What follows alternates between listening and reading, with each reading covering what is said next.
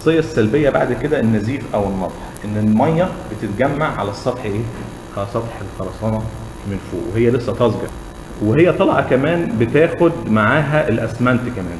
يعني الاسمنت حبيبات تبقى ناعمه وزنه خفيف، فبتاخد معاها كمان الاسمنت، فبيظهر لك طبقه من زبد الاسمنت كده، طبقه ايه؟ لباني الاسمنت كده على الايه؟ على الوش.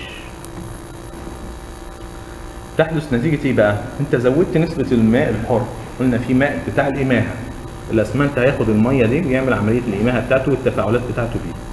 زودت نسبه ميه زياده عن كده، هيدا انه بره الايه؟ بره حبيبات الاسمنت، مش هيحصل له حاجه. ايه اللي يحصل بقى للميه الحر ده؟ هو كثافه الميه قليله طبعا عن كثافه الزلط وعن كثافه الرمل وعن كثافه اي حاجه انت حاططها في الخرسانه. كثافتها قليله عن الباقي، فبتحاول بالخاصيه الشعريه ان هي تطلع ايه؟ فوق. بتعمل قنوات جوه الخرسانه، والميه دي ايه؟ تحاول بقى عشان كثافتها صغيره تطلع لايه؟ تطلع بالخاصيه الشعريه لفوق. وبتاخد معاها كمان حبيبات الايه؟ الناعمه بتاعه الاسمنت، برضه وزنها خفيف، تاخدها معاها وتطلع فوق، فبتكون لك الطبقه بتاعه الايه؟ لباني الاسمنت ده فوق. ليه سموه نزيف؟ لان عباره عن القنوات دي زي عروق الايه؟ زي عروق الدم كده في جسم الانسان. العروق بتنقل الايه؟ بالدم، القنوات دي بتنقل الايه؟ الميه. ايه اضرار النزيف ده؟ اول حاجه انك هتسبب لك طبقه ضعيفه جدا، مش خرسانه، طبقه مونه ضعيفه فوق، فبالتالي اي احتكاك يبقى سهل ان الطبقه دي ايه؟ تتبري على طول وتتشال، فبالتالي هتقلل لك من القطاعات. انت كنت مصمم على مثلا بلاطه سمكها 20، مع الزمن هتلاقي بقى سمكها 10. عدم تجانس الخلط، زي ما كان الانفصال حبيبي الزلط هو اللي بينزل تحت، هنا ادي الميه برضو ايه؟ خدت الاسمنت وطلعت فوق. طب ما هي كده عدم تجانس في الخلطه، وبالتالي زياده نفاذيه الايه؟ الميه وقله المقاومه. ضعف التماسك ما بين عجينه الاسمنت والحديد والركام. قلنا هتزود الفراغات جوه الايه؟ جوه الخرسانه. القنوات دي هتتكون وهتزود لي الايه؟ الفراغات جوه الخرسانه، وهي بتطلع الميه بتقابل حته زلطه كده في الطريق بتاعها، فتقف ايه؟ تترسب مع الاسمنت تحت الايه؟ تحت الزلط، تحت حديد التسليح ده لو حطوا برضه زي الزلط كده، فالطبقه تلاقي طبقه الاسمنت تحت الايه؟ تحت حبيبات الركام، وبالتالي تتجمع الفراغات دي تحت حديد التسليح. فحديد التسليح ماسك في الخرسانه، في مقاومه بوند او تماسك ما بينهم. لما يكون في فراغات اكيد التماسك ده والاحتكاك ده ايه؟ هيقل، وبالتالي الخرسانه بتاعتك ايه؟ هتضعف، ونتيجه نقص محتوى الاسمنت. الاسمنت ده ماده رابطه اساسا، هو بيربط الحديد مع الايه؟ مع الخرسانه.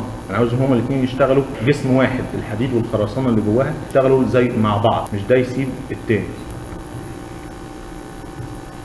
اخر ضرر هو التاخر في عمليه انهاء او الفينشنج بتاع الايه؟ بتاع سطح الخرسانه. بعد ما الخرسانه بتصبها وتدمجها بتساوي سطحها. لو سويت سطحها على طول قبل ما البليدنج ده، هو كده كده بيحصل لان الميه وزنها ايه؟ خفيف، بتحاول تطلع لفوق.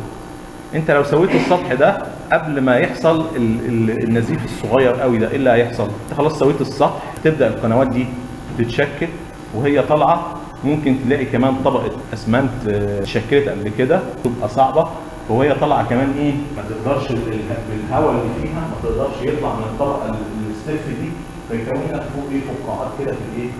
فقاعات في الخرسانه من فوق. انت تستنى دقيقتين 3 بعد ما تدمج، بحيث ان الايه؟